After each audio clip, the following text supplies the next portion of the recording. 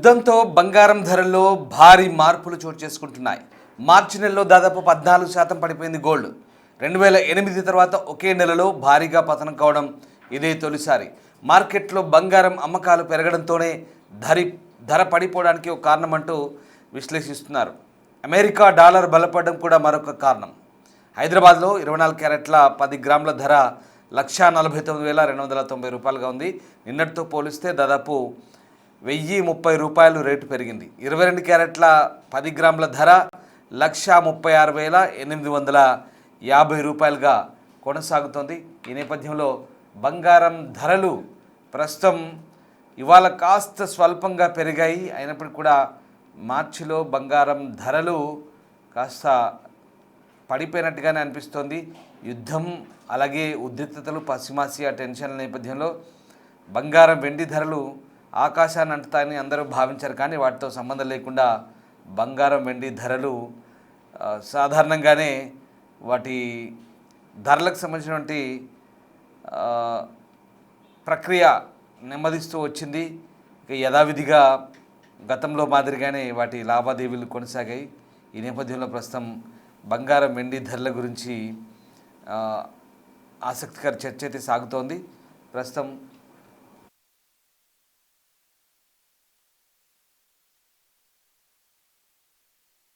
మార్కెట్లో సిచ్యువేషన్ ఎట్లా కొనసాగుతుంది, అలాగే ఈ మార్చి దాదాపు ముగుస్తుంది కాబట్టి ఇక వచ్చే నెల బంగారం వెండి ధరలకు సంబంధించి ఎలాంటి ఎఫెక్ట్ ఉండబోతోంది, మార్కెట్లో ఈ ధరల ప్రభావం, యుద్ధ ప్రభావం ఏ రకంగా దానిపై పడే అవకాశం ఉంది.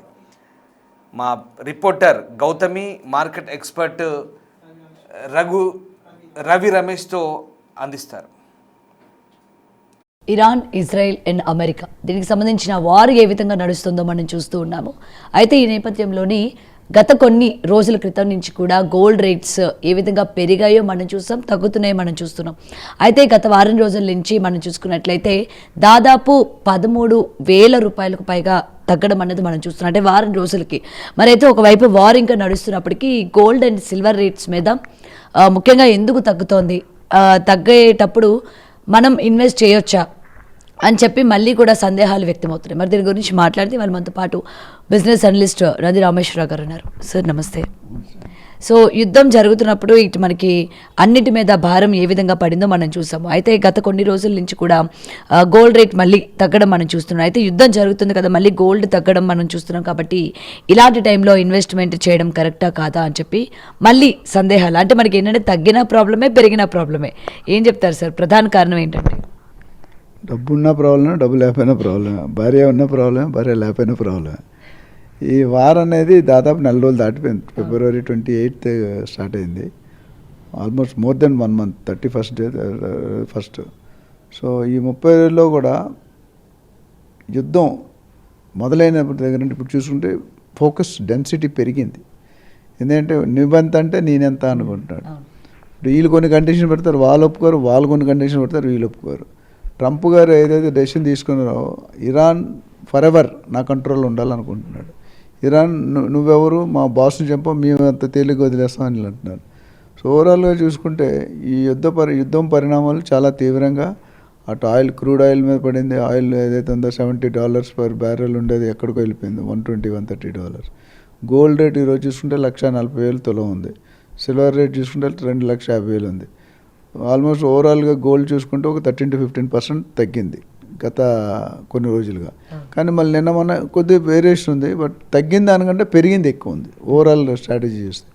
అదే సిల్వర్ కూడా 4 లక్షలు, నేను 7-8 months బ్యాక్ చెప్పాను, గోల్డ్ 2 లక్షలు వెళ్తుంది, సిల్వర్ 4 లక్షలు వెళ్తుంది. కానీ 4,25,000 వెళ్ళింది, 1,85,000 వెళ్ళింది. ఇంచుమించు వెరీ క్లోజ్ ప్రెడిక్షన్, 5% ఇటువంటి. సో దీని బట్టి అర్థం అవుతుందంటే జియో పొలిటికల్ కండిషన్ అనేది వెరీ ఇంపార్టెంట్. ఇంతకుముందు మీరు చూసుకుంటే కనుక యుద్ధం అనేది ఇజ్రాయెల్కి బ్యాక్ సపోర్ట్గా అమెరికా ఉండి ఇజ్రాయెల్తో చేయిస్తుంది, ఇరాన్ ఒంటరిగా పోరాడుతుంది. కానీ ఇప్పుడు చూసుకుంటే గత లాస్ట్ మన మధ్యలో ఒక 4-5 days గ్యాప్ ఇచ్చారు యుద్ధానికి, మళ్ళీ స్టార్ట్ చేస్తారు సంధికి రాకుండా. సో నేను లాస్ట్ టైం చూడంటే ఐక్యరాజ్య సమితి దేశాలు ఏవైతే ఉన్నాయో అవన్నీ కూర్చొని సానుకూలంగా మాట్లాడితే పరిష్కారం వచ్చే అవకాశం కనిపిస్తుంది. లేదంటే నువ్వెంత నేనంతా ఇప్పటికే కొన్ని 100,000 మంది చనిపోయారు, అక్కడ పోతున్నారు, ఇక్కడ పోతున్నారు. లేటెస్ట్ నేను అబ్జర్వ్ చేసిన పాయింట్ ఏంటంటే ఇరాన్ ఒకటే చేయట్లేదు, ఇరాన్ రీజియన్లో రీజియన్ సపోర్ట్ కూడా ఉంది, అటు నుండి కూడా.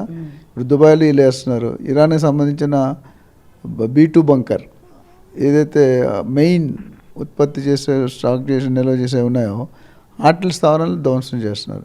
Iran is almost contributing 20 to 22% across the గోల్డ్లో వీళ్ళు ఇరాన్ మీద డిపెండ్ అవుతారు, ఇప్పుడు ఇంపోర్ట్స్ కానీ ఎక్స్పోర్ట్స్ కానీ. సో ఇరాన్ ఏమంటున్నారంటే మేము చెప్పింది వినకపోతే మేము గ్లోబల్ ఇంటర్నెట్ డిస్రప్షన్ క్రియేట్ చేస్తూ ఉంటారు. అంటే సముద్రంకి కొన్ని వేల అడుగుల్లో ఇంటర్నెట్ కనెక్షన్స్ ఏవైతే ఉన్నాయో అవి ధ్వంసం చేస్తే యుఎస్ మళ్ళీ కొన్ని వారాలు కొన్ని నెలలు పడుతుంది చేయడానికి. సో ఈ మొత్తం గూగుల్, అమెజాన్, ఫేస్బుక్ ఇవన్నీ ఏవైతే ఉన్నాయో entire thing is depending on that internet cable. So వీళ్ళు already they stopped the ships of other except India కాకుండా ఏషియన్ కంట్రీస్లో మెయిన్గా ఇరాన్కి, ఇజ్రాయెల్కి సంబంధించిన నావలు ఏవైతున్న పడవలు అట్లా ఆఫీసు తిరిగి పంపిస్తున్నారు. ఇండియాకి మాత్రం మన ఆల్రెడీ ఒక షిప్ రీచ్ అయింది. సో పరిస్థితి గ్యాస్ ప్రకారం చూసుకుంటే కనుక మనకి ఇండియాకి నెక్స్ట్ 2 నెలలు ప్రాబ్లం లేదు, ఒకవేళ ల్యాప్ చెప్పాను. కానీ ఇప్పుడు ఏమైంది మిగతా దేశాలకు చాలా ఇబ్బంది పడుతున్నారు. దానివల్ల ఇప్పుడు ఏమైంది కమర్షియల్, ఇప్పుడు మన దగ్గర కూడా కమర్షియల్ సిలిండర్స్కి కొద్ది ఇష్యూ ఉంది. గవర్నమెంట్స్ ఇక్కడ స్టేట్ గవర్నమెంట్ కానీ సెంట్రల్ గవర్నమెంట్, ఆంధ్ర, తెలంగాణ, నరేంద్ర మోడీ గారు వీళ్ళందరూ కూడా మనకి రెసిడెన్షియల్కి కొరత రాకుండా చూసుకుంటాం. కమర్షియల్కి definitely there may be some challenges, but అది కూడా రాకుండా ఇక్కడ మెయిన్ ఏంటంటే బ్లాక్లో అమ్ముకుంటున్నారు సిలిండర్లు. అది it's causing issue the common public. ఎందుకంటే 1000 రూపాయలు 4000, 5000కి అమ్ముతున్నారని విన్నాను, మేమైతే కొనలేదు. లాస్ట్ టైం మనకి గ్యాస్ కొరత ఉందని కానీ ఒక్కసారిగా మొత్తం కూడా బ్లాక్లో 10,000 కూడా పెట్టుకున్న వాళ్ళు చాలామంది ఒక సిలిండర్ కొన్న 4 సిలిండర్ 5 సిలిండర్ బుక్ చేసుకున్నారు. డిఫరెంట్ ఒక్కొక్కడికి 2-3 సిలిండర్స్ అయితే ఉంటాయి జనరల్గా. 2 అయితే తక్కువ ఉన్నారు, 3-4 ఉన్న వాళ్ళు కూడా ఉన్నారు. రకరకాల పేర్లు, రకరకాల కొడుకు కోడలు రకరకాలు పెట్టుకుంటున్నారు. సో ఇప్పుడు ఏమవుతుందంటే పెట్రోల్ బంకులు కూడా మొన్న కొంతకాలం మూసివేశారు. బట్ ఇప్పుడు మళ్ళీ 2 రోజులు కొద్దిగా హైప్ చేసి లేని పబ్లిక్ కూడా ఉన్నదని చెప్పినా నమ్మట్లేదు. అన్నసర్లీ భయపడి పెట్రోల్ పంపుల దగ్గర 2 కిలోమీటర్ 3 కిలోమీటర్ లైన్ చేసి ట్రాఫిక్ జామ్ చేశారు. మోడీ గారు ఒక పక్క చెప్తున్నారు ఇవన్నీ కూడా ఫేక్ న్యూస్, హైప్డ్, ఇవన్నీ నమ్మకండి, మీకు పెట్రోల్ పుష్కలంగా దొరుకుతుంది చూపించే. అది కాకుండా రేట్లు ట్యాక్స్ అనేది తగ్గించారు. ఇప్పుడు పెట్రోల్కి డీజిల్కి 10 రూపాయలు 20 రూపాయలు అని తగ్గించారు. అయితే అది తగ్గించినా ఇంతవరకు కస్టమర్కి అయితే పాస్ ఆన్ అవ్వలేదు. అది ఎప్పుడు తగ్గించింది అంటే కంపెనీ ఆయిల్ పెట్రోల్ కంపెనీస్ ఏవైతే Indian oil, Bharat petroleum, HPCL ఉన్నాయో వాటికి ఓవర్లోడ్ పడుతుంది, లాస్ అవుతుందని తగ్గించారు. బట్ అందులో కొంత వరకు మన కామన్ సిటిజన్కి తగ్గిస్తే అది మంచి మేలు చేసింది. అయితే నువ్వు హెడ్ ఆయిల్ పెట్రోల్ ప్రొడక్షన్ యూనిట్స్కి మీరు చేసుకుంటే కామన్ పబ్లిక్ ఏముంది, దాని బదులు ఎక్స్ట్రా కడుతున్నారు. ఇంకా వారి ప్రకారం ఫెడరల్ బ్యాంక్ ఏదైతే ఉందో ఆ రిజర్వ్స్ ఇంట్రెస్ట్ రేట్ పెంచేశారు. ఇంట్రెస్ట్ రేట్ పెంచితే ఆటోమేటిక్గా కొద్దిగా ఎఫెక్ట్ ఉంటుంది. వారు కంటిన్యూ అయినా ఆ పైన ఇంపాక్ట్ అనేది ఏముంటుందని చెప్పలేము. As of today gold prices కానీ లేదా ఆయిల్ కానీ లేకపోతే వార్ సిచ్యువేషన్ కానీ ఇప్పుడు రీజియన్ వైజ్ అంటే పక్కన లెబనాన్ ఇవన్నీ ఏవైతే దానికి సంబంధించిన ఏరియాలో పడుతున్నా వీళ్ళతో పాటు వాళ్ళు కూడా సపోర్ట్ చేసి వాళ్ళు కూడా అటాక్ చేయడం మొదలుపెట్టారు. అది యుద్ధం ఆగే సూచనలకి పరిణామం కాదు, యుద్ధం పెరగడానికి పరిణామాలు. సో ఇప్పుడు మన లాస్ట్ టైం చెప్పి ఇరాన్ కొన్ని హక్కులు అడుగుతుంది, మేము ఎంత కోల్పోయాము దానికి కాంపెన్సేషన్ ఇవ్వండి, మా రాజుని చంపడానికి మీరెవరు, ఎందుకు చంపారు, నెగోషియేట్ ఎందుకు చేయలేదు, అట్లానే మీరు కమిట్మెంట్ ఇవ్వండి మాకు, మేము మళ్ళీ యుద్ధం చెయ్యను, మీరు కమిట్మెంట్ ఇస్తే కాదు ఆల్ ఇంటర్నేషనల్ కంట్రీస్ సమక్షంలో రైటింగ్లో ఇవ్వమంటారు. అది ఈజ్ నాట్ రెడీ. ట్రంప్ పెట్టే కండిషన్ ఆయన పెడుతున్నారు, వీళ్ళు పెట్టే కండిషన్. ఇది ఒక పచ్చగడ్డ వేస్తే బగ్గుమనే రకంకి వెళ్తుంది కానీ ఆగే సూచనలు ఎక్కడ లాస్ట్ 1 month పరిణామంలో దాని మీద ఎవరు నెగోషియేట్ చేయట్లేదు, వీళ్ళు చేయట్లేదు వాళ్ళు. ఇప్పుడు వీళ్ళంటే అంత ఇరాన్ అంతం చేస్తాం, ఆల్రెడీ 70% కూల్ చేసాం, మీకు 20% మీకు ఏమి ఉండరు, నేను చెప్పినాను రాజు పెట్టుకోవాలంటున్నారు కింగ్ని, వాడు ప్రెసిడెంట్ ఎవరైతున్నారు. అది as a human being ego వల్ల అడ్డుకో, అది మన చిన్న కంట్రీ అనుకుంటే వాళ్ళు చిన్న కంట్రీ కంటే పెద్ద కంట్రీలా ఫైట్ చేస్తున్నాడు ఇరాన్ కూడా, వాళ్ళకి కూడా మద్దతు ఉంది రకరకాలు. ఇండియా ఏంటంటే అందరితో హ్యాపీగా ఉంది, రష్యాతో హ్యాపీగా ఉంది, చైనాతో హ్యాపీగా ఉంది, ఇజ్రాయెల్తో హ్యాపీగా ఉంది, అమెరికాతో. సో మన బైలాటరల్ రిలేషన్షిప్ అనేది పాటు చేసుకోవట్లేదు.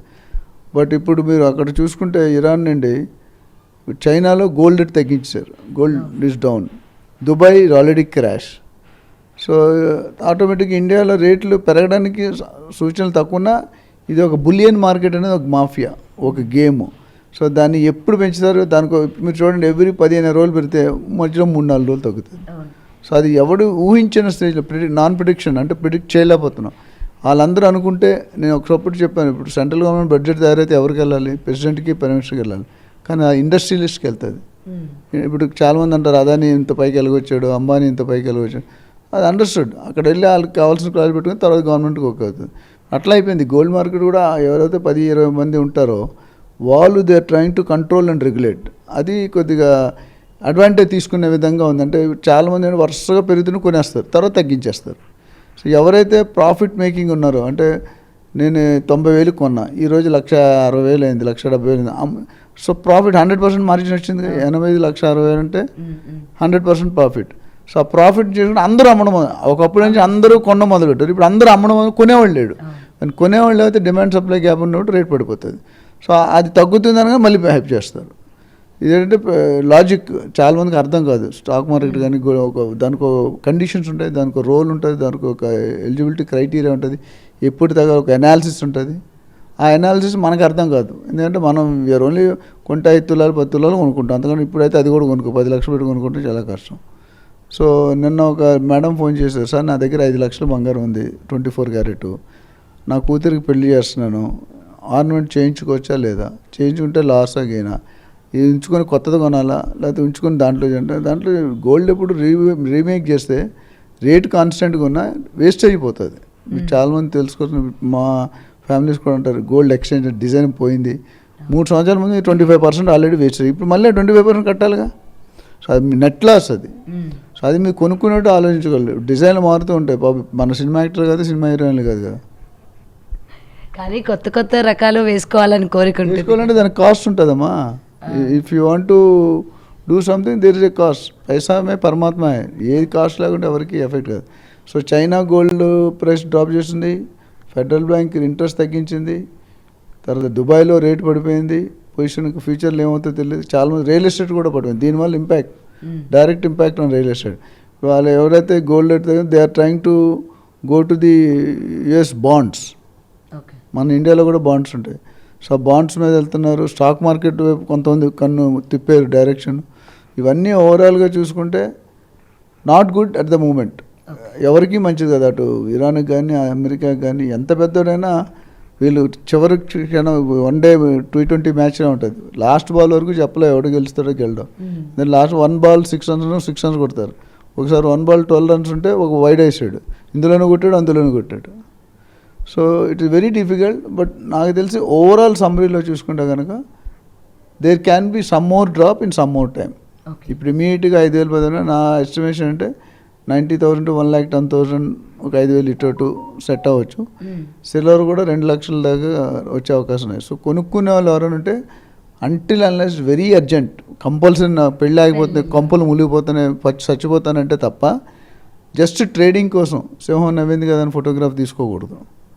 పెరుగుతుంది కానీ కొనుక్కుంటే చేతులు కాల్చుకుంటారు. సో కొనుక్కునేటప్పుడు ఒక అనలిస్ట్ ఎవరైనా మాలాగా చాలామంది ఉన్నారు, అడ్వైస్ తీసుకోండి. తీసుకున్న తర్వాత మీరు ఆచి తూచి పాజ్ అంటారు. రియల్ ఎస్టేట్లో కానీ గోల్డ్ మార్కెట్లో కానీ స్టాక్ మార్కెట్లో పాజ్ అండ్ టేక్. ఎమోషన్ సెంటిమెంట్లో డెసిషన్ తీసుకోవద్దు. తీసుకుంటే యూఆర్ గోయింగ్ టు సఫర్. అదొకటి చూసుకోండి. ఓకే. సో ఇంకా రానున్న రోజుల్లోనే దేని మీద ఇంకా తీవ్రత పెరిగే అవకాశాలు ఉంటాయి అంటారు? అంటే పెట్రోల్ అయిపోయింది, గ్యాస్ అయిపోయింది, ఇంకా దేని మీద సార్ ఇంకా మొత్తం అంటే యుద్ధ ప్రభావం కనబడే అవకాశం? ఓవరాల్గా ఇప్పుడు ఇంపోర్ట్స్లో టారిఫ్ రేట్ తగ్గింది, స్టెబిలైజ్ అయింది. సో కాపర్, బ్రాంజ్ ఇది కూడా పెరిగే అవకాశం. మెటల్ ట్రేడింగ్ ఎప్పుడైతే కాస్ట్, ఇన్పుట్ కాస్ట్ పెరిగితే అవుట్పుట్ కాస్ట్ పెరుగుతుంది. నీకు మ్యానుఫ్యాక్చరింగ్ కాస్ట్ నీకు 100 రూపాయలు పడింది అనుకో, నువ్వు 80 రూపాయలకి అమ్మలేవు కదా, 120, 130కి అమ్మాలి మార్జిన్. సో దానికోసం నేను ఏమంటే ఇప్పుడు until unless it is very very very compulsory you buy, otherwise wait for another 2-3-4 months కొంచెం సెటిల్ అవుతుంది. ఈ యుద్ధాలకి ఏదైనా సొల్యూషన్ వస్తే కనుక ఫర్దర్ ఇప్పుడు డాలర్ స్ట్రెంగ్త్ అవుతుంది కొద్ది రేటు పెరుగుతుంటుంది, గోల్డ్ రేటు.